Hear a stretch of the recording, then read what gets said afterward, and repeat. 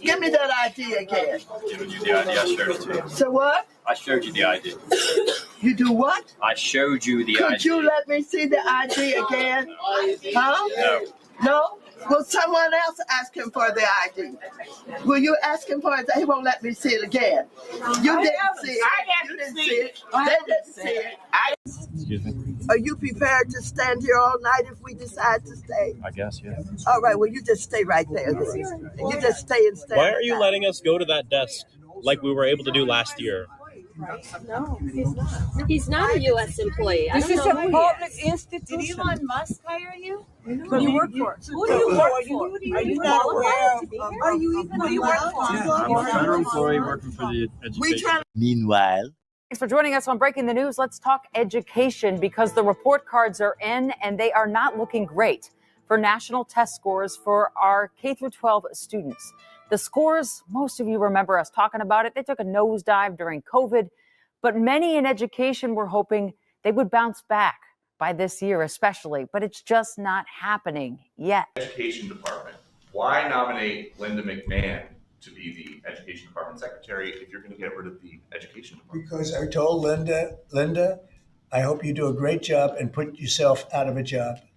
I want her to put herself out of a job. Education Department. So we're ranked number 40 out of 40 schools, right? We're ranked number 1 in cost per pupil. So we spend more per pupil than any other country in the world. And we're ranked at the bottom of the list. We're ranked very badly. And what I want to do is let the states run schools. I believe strongly in school choice.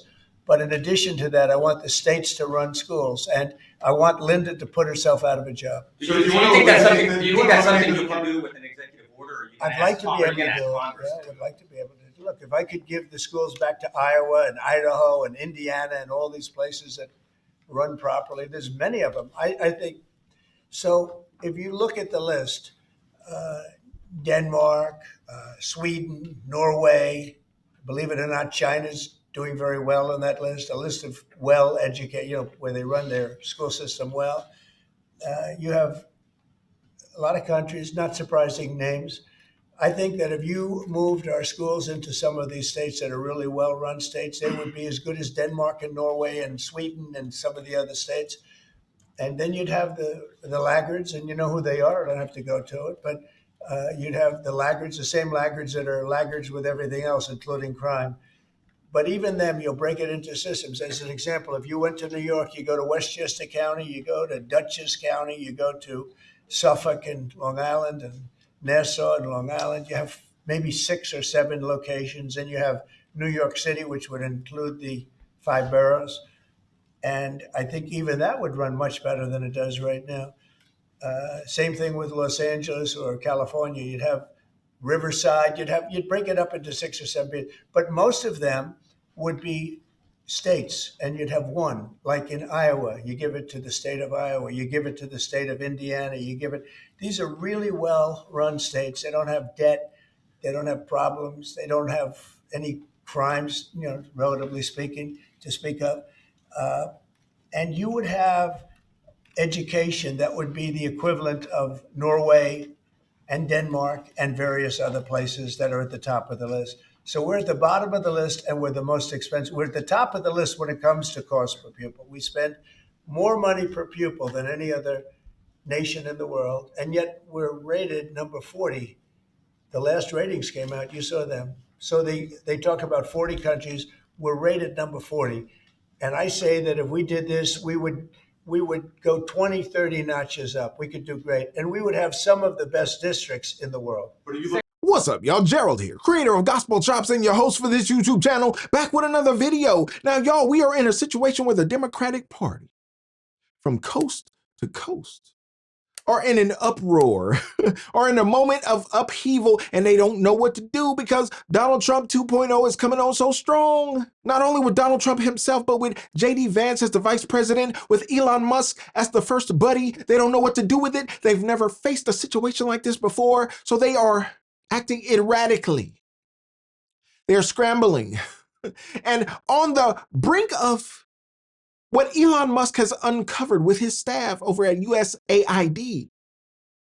He has hinted on his X platform that he is now eyeing the Department of Education. Well, Donald Trump has appointed an administrator of the Department of Education, and he says, okay, well, Miss McMahon, if you do a good job, you won't have a job.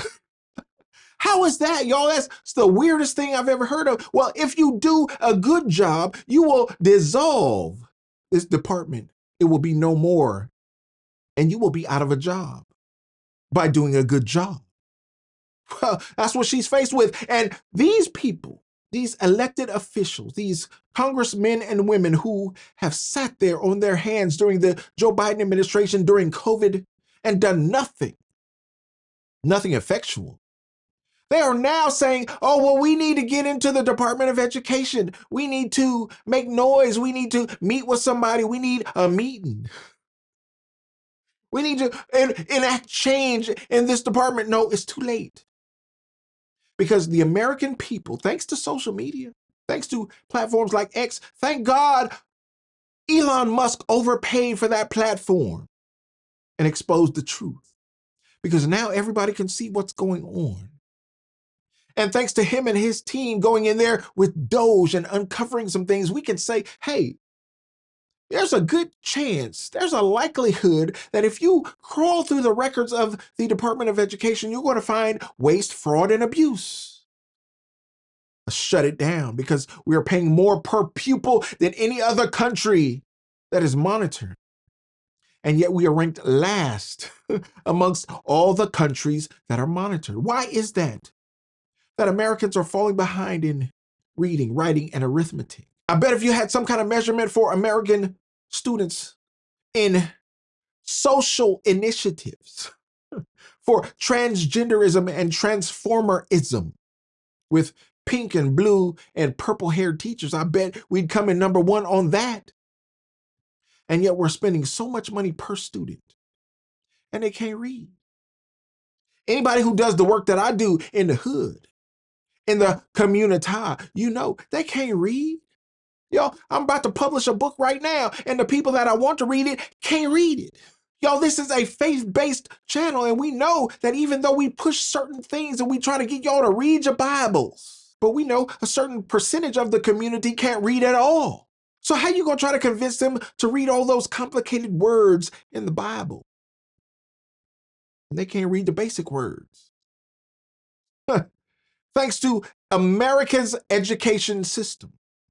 Hey, who you gonna point to for that? America's Department of Education, the federal government. Well, let's send American education back to the states so that we can say in states like mine in California, where y'all have eliminated the arts programs, where you gotta pay to be a part of the school band. And then you go to a state right across the border to Nevada. You go a little ways down to Arizona, and they got those programs that are still thriving. Let's leave it to the states, and you're going to find out quickly, swiftly. States that are interested in educating your children, and the states that are interested in socializing your children and transforming your children. Yeah, reading, writing, and arithmetic have taken a back seat to transformerism, at least in my state. It makes you want to send your kids to another state, and that is the choice we have as Americans. That is federalism, y'all. Leave it to the states. And the states that want to burn themselves down figuratively or literally, like California, let them burn. And the states that want to thrive, let them thrive. That's where we are in this country, and I'm glad that we have entered a new political season where people will be exposed to the truth. New federal data shows that reading scores among American children and preteens have hit record lows. The 2024 National Assessment of Educational Process, known as the nation's report card, found that 33% of eighth graders have below basic reading skills. It's the highest percentage in the test's 32-year history. And that number rises to 40% among fourth graders, marking the most in 20 years for that age group. Laura Meckler joins us now. She's a national education writer for The Washington Post. So is this drop largely due to lost classroom time during the pandemic? Are there other factors? Well, it's hard to blame it completely on the pandemic at this point. It certainly does trace to the pandemic. That's when we really saw scores drop. But what we're also measuring is that there's a big drop since 2022. So by 2022, school was more or less back to normal. And yet there was still a drop in most ways that this was measured between 2022 and 2024. Despite a surge in funding, Baltimore City student test scores remain among the lowest in the nation. That according to results released by the federal government. As Project Baltimore's Chris Papps explains, these scores have renewed calls for city school CEO to be replaced. Keep in mind, these NAEP scores were released at a time when city schools' budget is skyrocketing. Last year, when the NAEP test was given, the school district's budget was $1.7 billion, up $400 million since 2020. Baltimore City recorded the fourth lowest score in the nation among the 26 large districts tested, which is consistent with where the school system has historically ranked. The fact that we are the fourth worst is embarrassing, and it should be embarrassing to everyone that lives here in Baltimore. City Schools, in this release, mentions 8th grade math scores largely held steady since 2022. In fact, they were unchanged at 245. But again, what North Avenue does not mention is that that score also is the fourth lowest in the nation. In reading, City Schools tells the public, performance holds steady, which is true. 4th grade reading scores rose 1 point since 2022, while 8th grade reading scores fell 1 point. But similar to math, those results place Baltimore City among the lowest performing districts in the country, which is omitted from this press release. Instead, City Schools writes, the district's focus and investment in high-quality curriculum and instruction contributed to noteworthy results. I got a little nauseous on that one. Y'all, I heard somebody opine the other day and said that Donald Trump is the master at putting himself on the 80 side of 80-20 situations, discussions, circumstances. And he says, okay, well, if I put myself on this 80 side, yes, I'm going to be opposed by the 20 side, but I am on the majority side. Yeah, I get that argument. I understood it. I heard it for what it was. But the truth of the matter is, y'all, the American populace, the American people are on a certain side of these social arguments. And I understand that Democrats don't want to believe it. They don't want to acknowledge it. Ain't nobody buying what you're selling. Ain't nobody picking up what you're putting down. You are trying to castrate our boys. You are trying to cut the breast off our girls. You are trying to incorporate males into girls' sports. You are trying to put males into girls' restrooms and girls' locker rooms. Y'all are so demented that you are trying to upset the apple cart of American standards. And we, as taxpaying Americans, we see it for what it is. We are fighting against it. And we're not going to let you get away with it. So call it 80-20, call it whatever you want. We call it Trump 2.0 with Elon Musk as the best buddy. We are going to uncover your foolishness. We're going to expose it for all the world to see, not just Americans, but for all the world to see how corrupt this American government has been over my lifetime. And we are going to take corrective action. Ain't nothing wrong with that. Right now, you're looking live at the Department of Education. Members of Congress, they're being denied entry into the building. The doors are locked. There's a security guard there. I'm guessing that's who's in the brown, tan-looking shirt, but we don't know for sure. They're having a tense conversation. Kind of want to listen in for a second here. Show them your ID. Were you told to stand here, or did you decide to stand here and block members of Congress from entering the Department of Education? Access to federal buildings. We're allowed in there. So a private security contractor do you know who members of Congress are? Members of Sure, Congress. we're all members of Congress. Maybe he doesn't understand. A private security contractor is making the decision to block members of Congress from a public access entrance. I don't think he knows. You have the authority as a private security contractor to block members of Congress. That has been knighted and granted to you. You have to Please let us go to the desk. Yeah. Sending the goons out. As many different Oh ways as you my, want. look Nothing's at gonna that. change. Who told you to do this? Open the door. I see it. So do you understand who members of Congress are? And you don't Who care. are we then? You don't care. We have a job to do. We're not dangerous people. We're not, I don't know, security. There are no thieves and thugs out here. We're members of Congress. With We're parents, identification. we're teachers. Each of us. There's our ID right there. We were elected. This is our job. This is our job. We're doing our job. Oh wow. So You're securing this building against who? Members of Congress. Who are you protecting? It's members of the people's So house. this is the beginning of full transparency of this administration. The administration that talked about they're going to open the doors to all of these things and show the American public what is going on. They won't even open the door to this building, to Go to the members of business Congress. We are not posing any threat here. We are not dangerous people. We have not done anything. We're trying to request a meeting, and they have a private security contractor who on his own is making decisions on behalf of the Department of Education. We are members of Congress at the They allow billionaires and his minions to come in I don't know who he is. I don't know who he is, but I know who I am. And I'm a member of Congress with oversight responsibilities trying to request a meeting, and a private security contractor is not allowing me to enter the building. They allow billionaires to go in this building, but not the people's representatives. They allow billionaires and their cronies to go in, but not. There's a lack of transparency here. Members of Congress, the people's representatives are not allowed in. This is not transparent. They're locking our kids up. Yeah. Well, not only are they not letting us in, now they've called the Department of Homeland Security. We are members of Congress here to talk with the Department of Education, and they're treating us. The kids deserve to have us Yes, go in and fight for them. This is appalling. Children of this country deserve that battle. This is a public institution. This is not Russia. Let the camera see him. Let the camera see him. Who is he? This man here. We are members of Congress. Come in. They're and blocking I want you to us. see this man here, who is a federal employee. He told No, us. he's not. Are you a federal employee? No. Huh? Yes. No, he said he's a federal employee. We pay him. We raise money to make sure that we have a Department of Education. Everybody that's hired at the Department of Education are here because we pay for them to be here.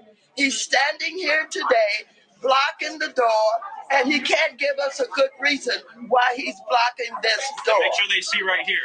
All access entrance. Well, and I think it should be clear to parents in the United States, if you want to advocate on behalf of your children, you are not allowed to come into this building where you pay taxes. Parents who have children who are disabled, access is being blocked. You voted for members of Congress to advocate on behalf of your children. Children with disabilities, for young women who have been victims of sexual assault in our classrooms, on our school grounds. Members of OCR are fighting for your children. We are not allowed in the building to talk to them. We are not allowed to advocate on behalf of America's children. America, we have a problem.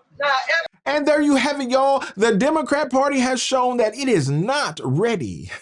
It is not equipped. It is not capable of handling the situation that it finds themselves in. They are unprepared for what has befallen them.